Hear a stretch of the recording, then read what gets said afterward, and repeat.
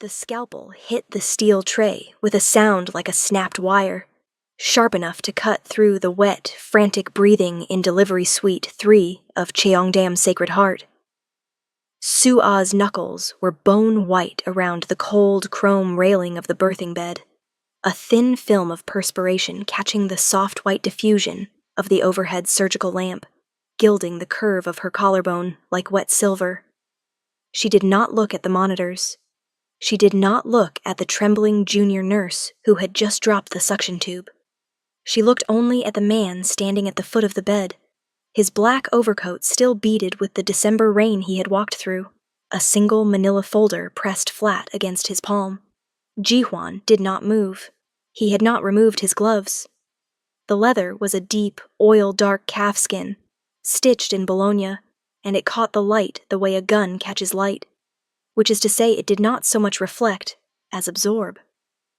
The obstetrician, a man who had delivered the children of 3 former presidents, took one small step back from the bed, and then another, as though Ji-hwan's stillness emitted a measurable temperature drop.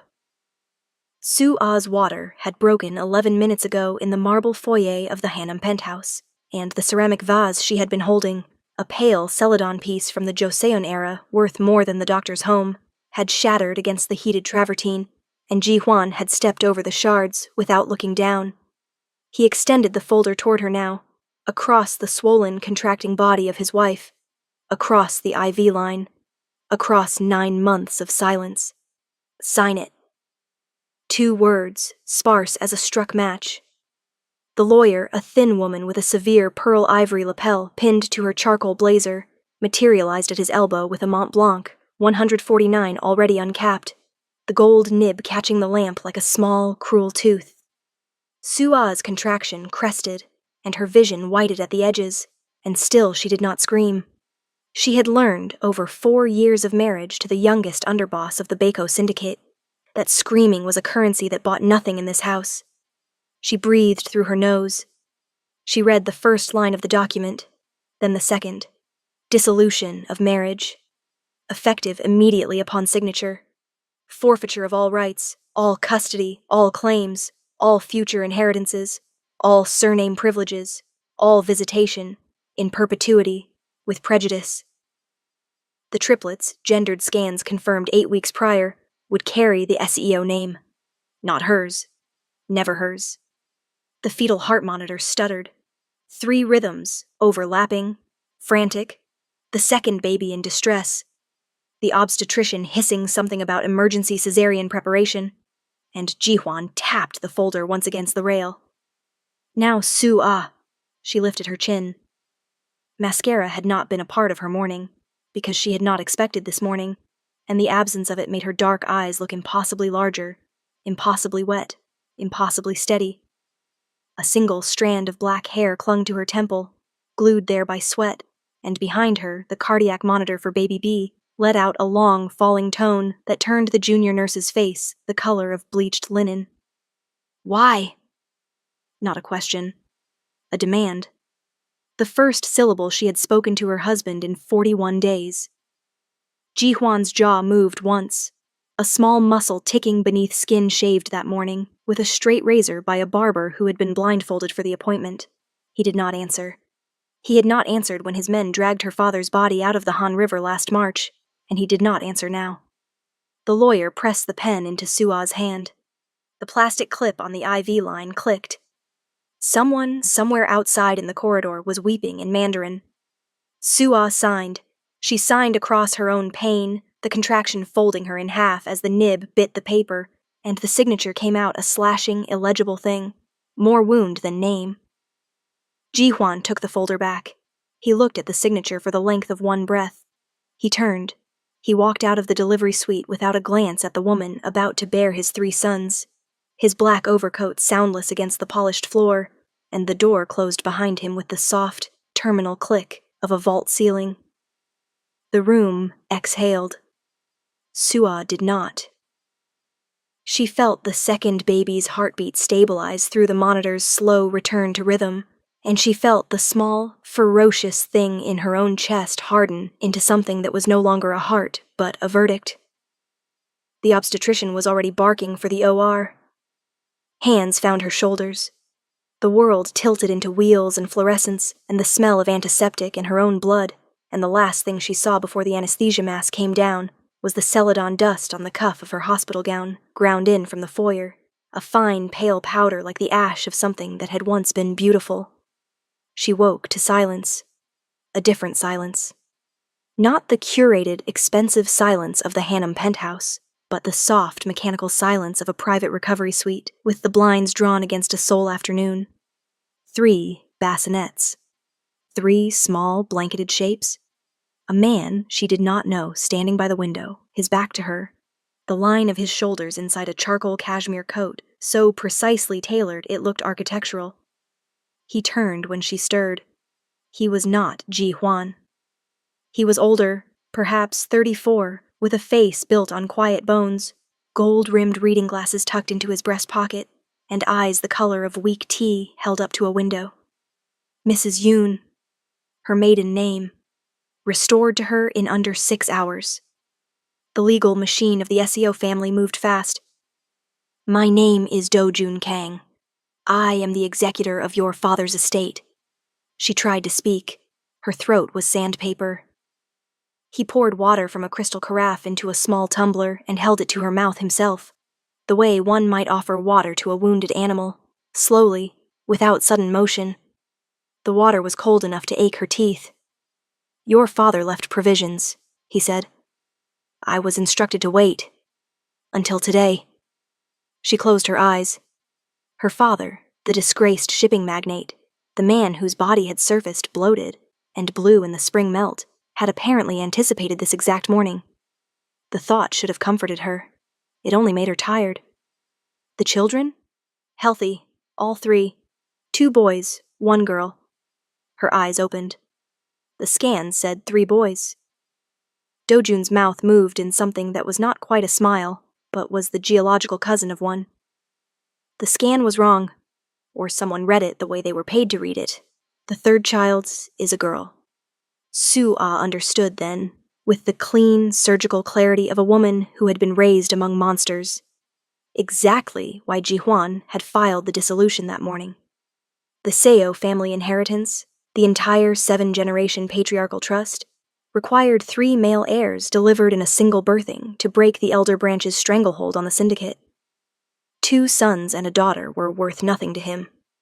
2 sons and a daughter were, in the brutal arithmetic of his family, a liability he could not afford to carry in his name. He had divorced her not for what she had done, for what she had failed to produce. She turned her face toward the bassinets. The smallest one, the girl, was awake, eyes the inky, depthless blue of all newborns, watching the ceiling fan turn. "Mr. Kang, Do-Jun, please. Do-Jun, I want to leave Korea." He nodded once, as though she had merely confirmed the contents of a weather report he had already read. "That has been arranged." 4 years passed the way thick honey passes through a sieve, slow and golden and resistant. But it passed. Lisbon first, then a quiet stone villa above the cliffs of Cascais, then a townhouse in the 7th arrondissement of Paris with a wisteria-choked iron balcony, and finally, because Su-Ah was a woman who had learned to mistrust beauty, a clean-lined modernist apartment in Geneva overlooking the lake. Do-Jun followed in the orbit of her life the way a moon follows a planet, never too close, never absent. He had been her father's protégé, then her father's confidant, and now, somehow, without either of them naming it aloud, the man who sat at the kitchen island at 6 in the morning, slicing pears for 3 children who called him Appa. The triplets were 3 years and 7 months old when they began calling him that. He had not asked. He had not corrected them either. Su-Ah had watched the first time it happened. The smallest one, Yuna, the girl who had nearly been erased before she was born, climbing into his lap with a stuffed rabbit named General and saying, "Appa, the rabbit is sad." And Do-Jun had looked across the kitchen at Su-Ah, his weak tea eyes asking a question he was too disciplined to voice, and Su-Ah had set down her coffee cup and nodded once, the smallest motion of her chin, granting permission for a word she had never expected to hear in her own home. He had taught the boys, Min-Jun and Tai-O, to skip stones on the lake. He had taught Yuna the names of every constellation visible from the balcony. He had never once raised his voice. He carried, in the inside pocket of his charcoal coat, a small leather notebook in which he wrote down every question the children asked him that he could not immediately answer. And at night, after they slept, he would research the answers and write them out in his careful architect's handwriting, so that the next morning he could tell Yuna, with perfect accuracy, why the moon sometimes appeared orange. He had never touched Su'a, not once, in 4 years. He had touched her sleeve the day they buried an empty casket for her father at a small Catholic cemetery outside Cascais. He had touched the back of her hand the night she had wept in the kitchen after a phone call from Seoul informing her that the Baeko Syndicate had quietly absorbed the last of her father's shipping assets. That was all. The discipline of it was a thing she had learned to read like weather. He was waiting. He had been waiting since the recovery suite. He would wait, she understood, until she said the word, and if she never said the word, he would wait until the lake outside their window froze and thawed, and froze again for the rest of his natural life. The summons came on a Tuesday in October. Heavy cream stock, the SAO family crest pressed in blind embossing. No ink. The seal so subtle it could only be felt with a fingertip. The funeral of the elder Seo, Ji-hwan's grandfather, the patriarch who had built the syndicate from a single fish market in Busan after the war. Attendance of all direct descendants, current and former, was, the card noted in its archaic, Hanja-laced Korean, required. Su'a read it twice. She set it on the kitchen island. Do-jun picked it up without comment, read it, and set it back down precisely in the rectangle of condensation it had left on the marble. "You don't have to go," he said. "I do." He waited. "The trust is being read at the wake," she said. "If I am not there, in person, with the children, to refuse my share, Ji-hwan can claim by proxy that I assented. He will move on them, on Yuna especially. The girl can be married off to consolidate the western branch by the time she is 14. He has done it before. He did it to his cousin." Do-jun's hand on the marble did not move. The knuckles whitened. That was all. "Then we go," he said. "You don't have to."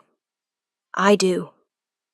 They flew private from Geneva to Incheon on a Wednesday, the triplets in matching cashmere overcoats the color of wet stone, Yuna's hair in 2 small braids tied with black silk ribbons, Min-jun clutching a paperback dinosaur book, Teo asleep against Do-jun's shoulder the entire 11 hours. Su'a wore a sculptural black avant-garde blazer with pearl ivory lapels, the wool so fine it dragged against the leather of the car seat with the soft, secret sound of a knife being drawn from a sheath. She had not been in Seoul in 4 years. The city smelled the same. Diesel and ginkgo leaves and the faint, sweet rot of the river. The wake was held at the Seo ancestral compound in Seongbuk-dong, a low-slung complex of black tile roofs and white-pebbled courtyards behind a wall so high it cast its own weather. 200 mourners in black hanbok. Su'a walked through the gate with Do-jun a half-step behind her, the triplets in a small, careful line between them, and the silence that fell across the courtyard was the silence of a wave pulling back from a shore before it returns as something terrible. Ji-hwan stood at the head of the mourning altar. 4 years had done to him what 4 years does to men who feed only on power. He was thinner. The skin across his cheekbones had gone tight and translucent, the way old vellum goes translucent, and his black mourning suit hung from his shoulders with the empty drape of a flag on a windless day. He saw her. He saw the children. He saw Do-jun. His face did not change, but the heavy tungsten lighter in his left hand, the one he had been turning over and over between his fingers, went still. The room held its breath. Yuna, who was 3 and 7 months, and who had never been taught fear, looked up at the strange thin man at the altar with frank curiosity. Then she turned and reached up, and Do-jun, without taking his eyes off Ji-hwan, bent and lifted her into his arms in one smooth, practiced motion, her small cheek settling against the lapel of his charcoal coat as though it had been built there. "Appa," Yuna said clearly into the silence of 200 mourners. "Is that man sad?" The word landed in the courtyard, the way a dropped crystal lands on travertine. Ji-hwan's lighter slipped. It struck the lacquered floor with a sound that was not loud, but that every person in the room heard, a small, dense thunk of heavy metal against old wood, and a junior lieutenant flinched so visibly that the woman beside him steadied his elbow. Minjun and Tayo, taking their cue from their sister, looked up at Do-jun and then, in the unconscious synchrony of triplets, performed the small formal bow that he had taught them to perform when greeting any elder in a room. 3 small bodies bending at the waist. 3 small dark heads inclining toward the man in the charcoal coat. Not toward the altar. Not toward the patriarch's portrait. Not toward Ji-hwan. Toward Do-jun. A sound came out of Ji-hwan that was not a word.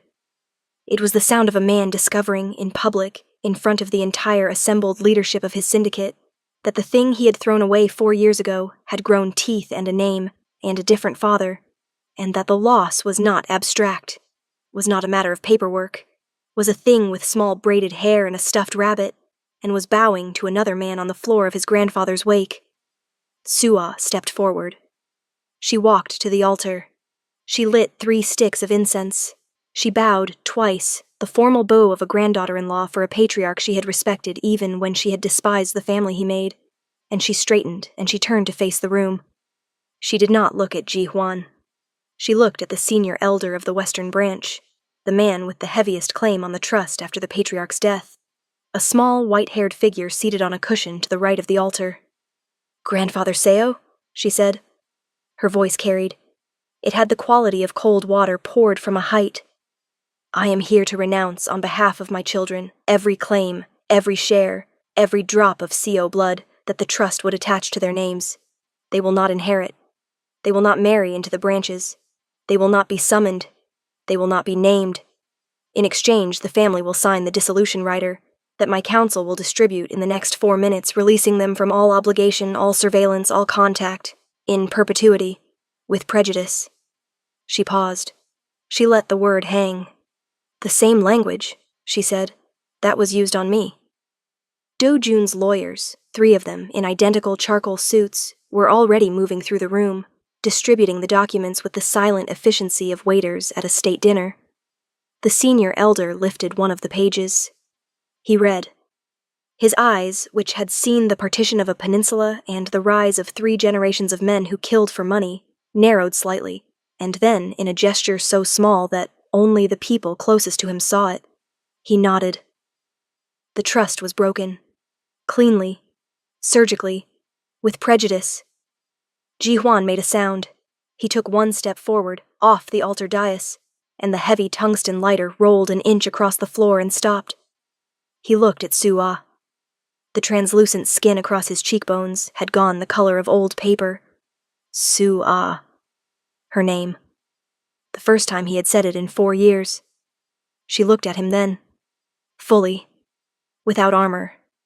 The exhaustion of 9 months of pregnancy and 4 years of exile, and 1 signature across a contraction was all there in her face, and so was the woman who had survived it, and the second was larger than the first.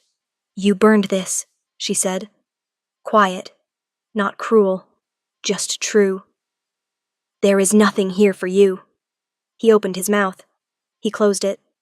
A muscle ticked in his jaw, the same small muscle that had ticked 4 years ago beneath a fresh razor shave in a delivery suite, and for one moment Sua saw, with the clean, observant clarity she had always possessed, the crack in the armor. Not regret. Ji-hwan did not have the architecture for regret. Recognition.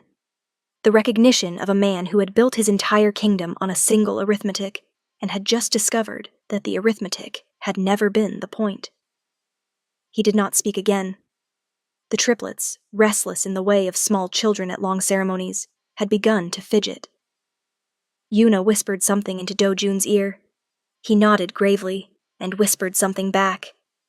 Minjun showed Tayo a page in his dinosaur book. They were not afraid of the thin man at the altar. They did not know to be. He was, to them, a stranger in a black suit at a sad party, and they had already forgotten his face. Sua turned. She walked back to her family. Do-jun shifted Yuna to his other hip, and held out his free hand, and she took it. It was the first time she had taken his hand in 4 years of mornings, and lake water and pear slices, and notebook questions about the moon, and his fingers closed around hers with the careful, measured pressure of a man who had spent 4 years learning the exact weight of a thing he was not yet permitted to hold. They walked out of the courtyard together. The compound gate closed behind them with the same soft terminal click she remembered from the delivery suite door. 4 years and 3 children and 1 continent ago, and Suah did not look back. In the car, the long black sedan pulling away through the ginkgo-lined streets of Seongbukdong, the autumn afternoon turning the windows the color of weak tea, Yuna fell asleep against Do-jun's shoulder. Tai-oh and Min-jun argued in low voices about whether a velociraptor could beat a tiger, which Do-jun settled by quietly opening his small leather notebook and writing down the question to research that night. Suah watched him write. The careful architect's handwriting. The way the gold-rimmed reading glasses slid down his nose and he pushed them up with the back of his wrist because his other hand was occupied, steadying a sleeping 3-year-old. He looked up. He caught her watching. He did not smile. Do-jun did not, as a rule, smile. But the skin around his weak tea eyes did the geological thing it did. The cousin of a smile. The tectonic shift that on his face counted as joy, and Suah felt, for the first time since a celadon vase had shattered against heated travertine, the small ferocious thing in her chest soften into something that was, again, a heart. Do-jun. Yes. When we get home. Yes. Ask me again, the question. The one you have not asked. He was quiet for a long moment. The car turned onto the expressway. The city of Seoul slid past in the failing light, gray and gold, and finished with her. I will, he said. She nodded. She turned her face to the window. Outside the rain had begun. Very fine. The kind of rain that does not fall so much as suspend itself in the air, and through the glass of the sedan, the lights of the city distorted the way the lights of a Hannam penthouse had once distorted through a different window, on a different night, in a different life. She watched the water bead on the glass.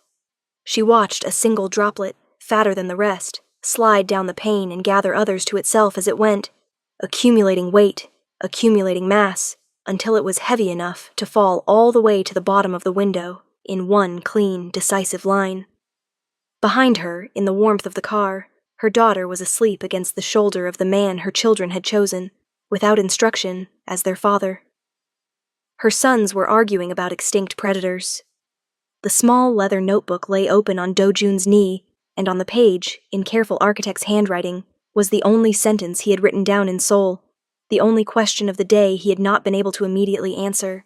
4 words that Suah read upside down through the soft gray light of the rain. Will she say yes? She reached across the seat. She closed the notebook gently. She left her hand on top of it. And in the glass of the window beside her, the rain caught a passing street lamp and broke it into a small, soft halo of pale silver. The exact color, she thought, of celadon dust on the cuff of a hospital gown, ground in fine.